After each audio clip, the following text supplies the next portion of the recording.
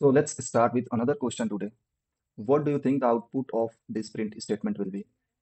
Take your time and analyze your answer. Let me explain you.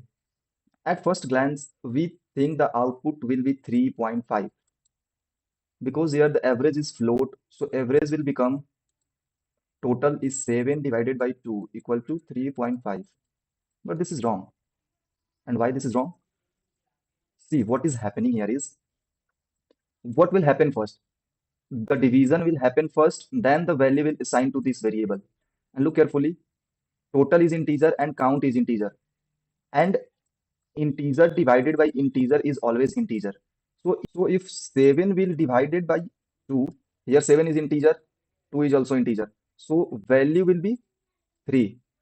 The 0.5 part will be discarded because when we divide integer by integer, the result is always integer in any programming language, not in C++ only. And first here, the division will happen. So integer division integer, it will give the result 3, and then this 3 value will assign to this float value average. And so now what is the fix of that problem? And the fix is very simple. We have to cast any one of the operand into the float. So here we are casting the total into the float, and then we are divided by the count, so here the result will be 3.5.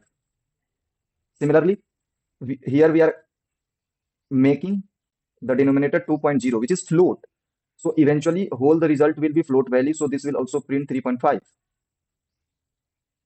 Similarly, in this case, what we are doing, we are multiplying total by 1.0. So this total will convert in float, and if any one of the operand will convert it into the float, eventually the result will be float. So this will also print 3.5. So the rule is simple. We have to convert any one operand into a float. So keep this thing in mind.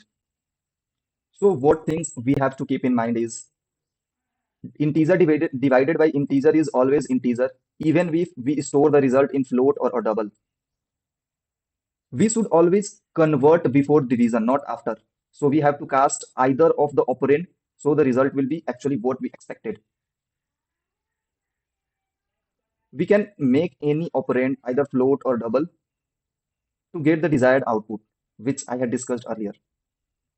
So here are some more example you can compare with, go through it, and you can compare by your own.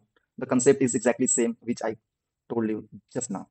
And this is not a C++ problem only. It happen in Java, C++, Go, and other languages too. Thank you.